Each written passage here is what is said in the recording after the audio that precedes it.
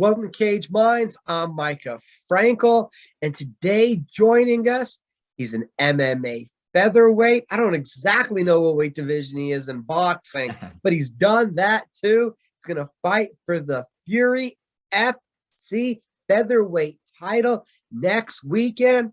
Andres Quintana, how you doing, sir? I'm doing well. Thank you for having me. Man, always a pleasure. Last time we talked to you, it was just before your debut with Fury. Dana Right. White's looking for a fight. Another victory. Take us back to the night. Give us your assessment of the performance. It was okay. Of course, I wish I could have got the stoppage. A little ring rust. It was a couple of years since I fought. I don't know, just a little nervous back there backstage. Didn't do it in a while, so was ready to get back in and just go have some fun. If you watch the fight, you can see the first half of the first round. I'm kind of, just kind of trying to figure it out and get back in there and just get my head straight and get the guy's timing. And then just from there, it was kind of smooth sailing. With the break that you had leading into the fight, was it weird backstage? Was there a little more, I don't know, was that nerves to want to get started almost? I don't say weird. You're always nervous when you go back there. You're always like, damn, I'm gonna fight. It's about to happen, and I trained all these weeks, and I'm gonna go try and leave it all out there on the line and make sure it wasn't for nothing, and not wasting my coach's times or any of the guys that have helped me. I don't want to waste none of their time, and all the people that support me. I have a ton of supporters, and just don't want to disappoint anyone. Talking about that first 10 minutes of the fight, I thought you were doing work. It may have taken you first 2 or 3 minutes to get Right. going, but I didn't think there was any doubt. It was 2018, and you had landed some massive shots on Edwin as we head into the third. Right, right. Is he one of the tougher dudes that you've been in the cage with? Because I thought he was dead for rights in the third, and he showed a lot of resiliency firing back at you. Yeah, he's a super tough kid. He's got a bright future if he sticks with it. Just gotta work on stuff like we all do. But I hit him with some power shots that I would have put a lot of people down with it. I don't know, when I went back to the gym, I kind of was like, damn, do I not have power anymore? I was like, shit, I need to work on my left hook or my uppercut, something. So we've been working on some power drills and stuff, trying to increase the power just to make sure that doesn't happen. And you can't knock everyone out. And kid was super tough. Do you think that inevitably, with the dominance you showed in those first 2 rounds, that the little bit of life he showed in that third round, not getting the finish, it cost you inevitably the goal, the objective of getting the contract that night? I would think so. He was tough, but he was also stalling. He was running on his bike a lot. When I took him down, he was just holding onto my gloves kind of for dear life. Nothing like illegal, just like pinching him in between his arms and just not letting me go, not letting me work. And he wasn't working to advance or trying to, you know, to finish the fight to get a win for himself. What was the atmosphere like then backstage? Everybody knows Dana White's out there, and I'm sure everybody that wins is on pins and needles. Um, for me, I just kind of figured like, oh, well, I probably won't get it because I didn't get a finish. So I'll just go back to the drawing board. If I got to take another fight, I will. And if they call me, if the UFC calls me, they call me. How long before this conversation happened that, hey, Andreas, come back, fight for our title in Fury FC? I've known for about 8 or 9 weeks, I guess. They offered me a fight right away after the Edwin fight, but I was a little bit beat up. I think I pulled like a some muscle on my leg or something, so I just needed a little bit of time to recuperate. I would have loved to fight, 2 weeks later, but it just wasn't a good time for me. What do you think about the position, the opportunity here, a belt on the line, 5 rounds to show your skill, another veteran opponent, 17 fights on his record this time? I'm super excited. There's always those very few and far opportunities you get to fight for a title. And every time I try and fight for a title, I try and make the most of it. Title fights, fuck, I mean, I haven't come up too great. I've actually lost two title fights. And I won my first title fight here in Albuquerque. But we're trying to change that now. Is there something to gain from just that title fight atmosphere from the 5 round, from that process of a camp for a title fight?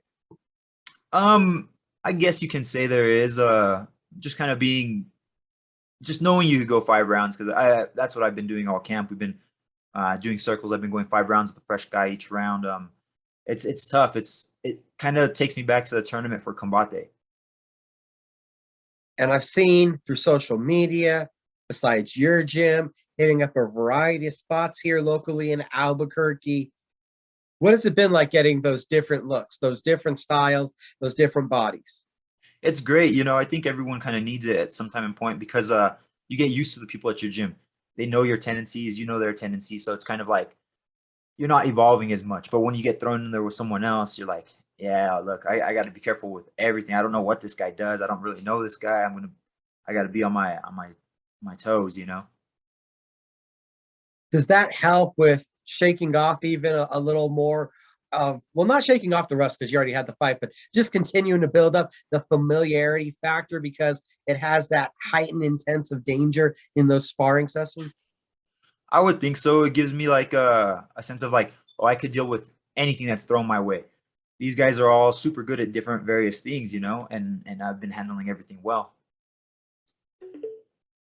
Now, we saw locally, today was a snow day. I was surprised I was able to get a hold of you. You weren't out there playing. I know you're a big snowboarding guy. Where did that love develop? I just always liked. I really actually love extreme sports. Fucking. I'm always off-roading, snowboarding, anything. I like to drag cars. I like to drift them. I'm just kind of an adrenaline junkie. Anything I could do that's like gets my blood pumping.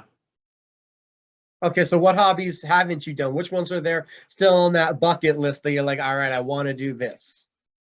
I kind of would like to go surfing, but I'm not the best swimmer. I can get by, but surfing seems kind of rough. I'm not even 100% sure I'll do it. Maybe if I take a trip to Hawaii, I'll have to jump on a board. I was sure you were going to say skydiving. Yeah, skydiving's cool too. I mean, but it's not like a skill, you know what I mean? You just jump out the damn plane. Dude, no. I've heard you got a license. You got to figure out how to land. You're plummeting towards Earth. I feel like there's some skill in there of not panicking, breathing correctly. I feel like it. Come on. I would skydive for sure, but it's not like, oh, it's an extreme sport that I really want to try. But yeah, I'd be down for skydiving.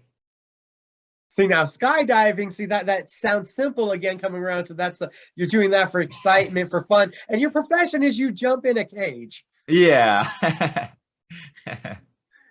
Coming up, the title fight is against Huseyn Aliev or Huseyn Aliev. I'm not sure if I'm saying any of that correctly, but Right. an experienced opponent. What do you think specifically of the matchup and how big of a challenge this is for you? Every fight's going to be a big challenge. Everyone comes, like I said, with their own skills. It seems to me he's going to be like a pretty good wrestler that he's going to just come and try and come look for the takedown. Of course, he's going to throw some big shots to try and set up his takedowns, I'd assume. But, that's where my boxing comes in. Hopefully I take over with that. Is there not more of a danger, but is it just a different aspect of feeling getting in there when you know a guy is going to be that wrestler where most likely it's a big winging overhand. So it's going to come from an awkward angle high, but he's going to be looking to shoot low afterwards. Not so much. I've dealt with a lot of wrestlers. Even I've turned a lot of strikers into wrestlers. Sock them up and they try and shoot and take me down. So I've dealt with it most of my career. It's no secret I'm a striker, and I don't know. Some people don't think I'm well rounded, but I am. I have some submission victories. I got some good takedowns. I don't know. Just I guess I haven't showcased a lot of what I do in the gym out in my fights. No, I'd say it's been a pretty long damn time since we've had to see your grappling. You've got submissions, but It's not like we've had to see I've seen more of your grappling hanging out at the gym than we have on video. Yeah, I'm sure. Yeah. Do you think that's an advantage that you have? People may talk about it, but talk is nothing that happens in the cage. Yeah, it is a good advantage because I've got like a lot of tricks up my sleeve that people have never seen. Do you think it will get to a point where you're going to pull out some of those tricks? More than likely. Not spilling too much, but yeah, we've worked every aspect of where the match could take place. It's not a big deal. I'm not a newbie to this. I'm not. Oh, I'm a wrestler trying to learn jujitsu or whatever. I've seen it all. This is a big fight for you. You and me were texting about that last night. Is there a difference between taking in a mentality of it's a big fight and trying to keep it out of the mindset? Not so much because to me every single fight is a big fight because you take one loss and UFC ain't looking at you no more. So I feel the same pressure as any fight. It just the closer step. This is one of the closest I've been in a while. We'll talk about knocking guys out. There was a point where it was knockout after knockout after knockout where we had a run of them. And that was a lot of fun. So is it almost like I'd like to get back to having that fun, knocking Yeah, guys out? always. That's my favorite thing to do. Make it a short night and hopefully get a bonus.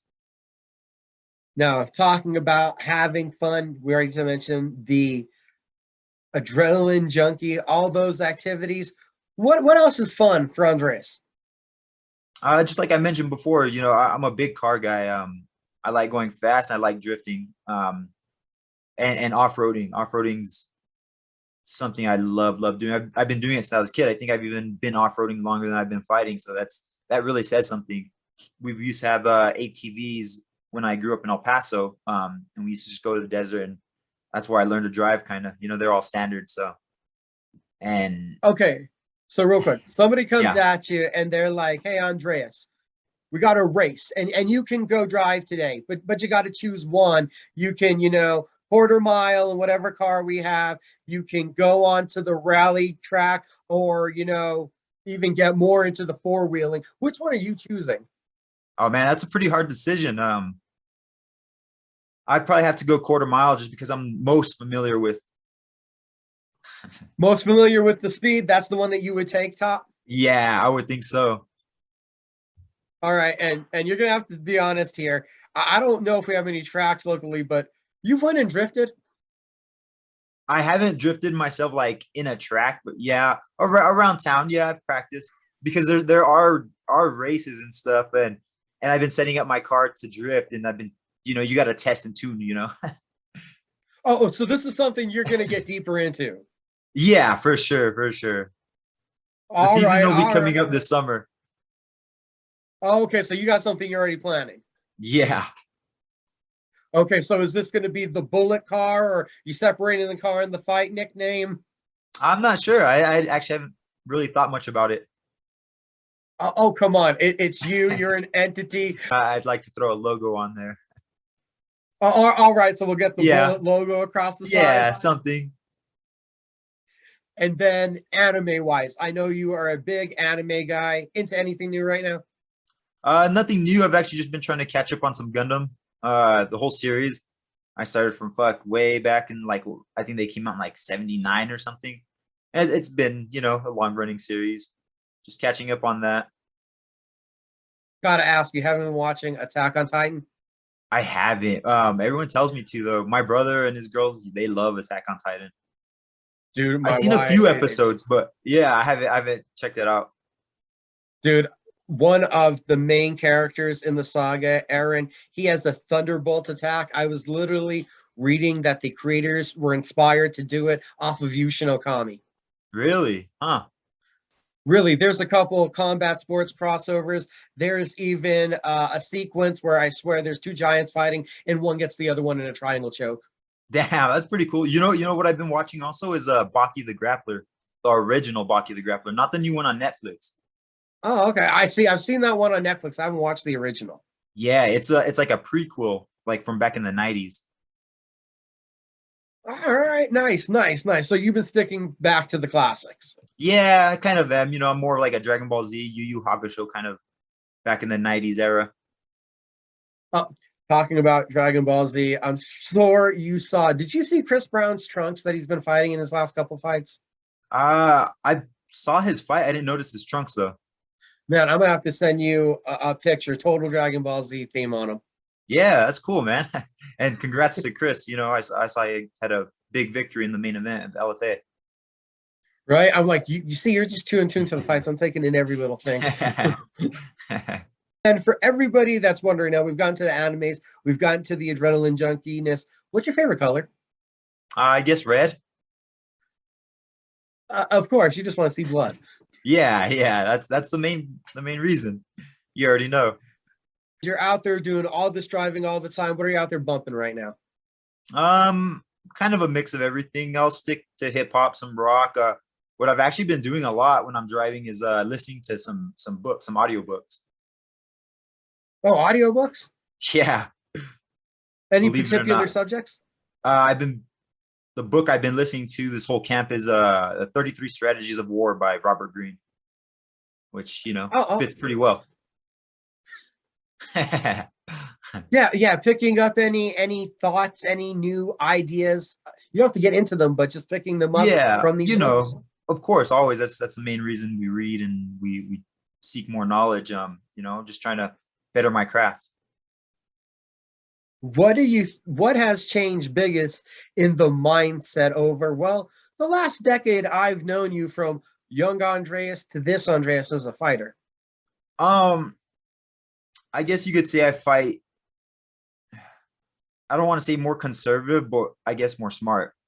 But so that can also bite me, you know, too. I haven't had as many knockouts, but I mean, that also goes into like, oh, all these guys know you're a knockout artist, so they're going to just try and take you down. And that's why I've been getting more submission, you know. I just try and get in the heads of my guys and, you know, and just kind of win the fight before it even starts. Like my last fight, I already knew I had won. The guy missed weight. He was out running and I was bigger than him, even weighing less at the time. And I already knew I was in his head. What did it take to instill thinking about that cerebral aspect of the fight game? When did that part click over?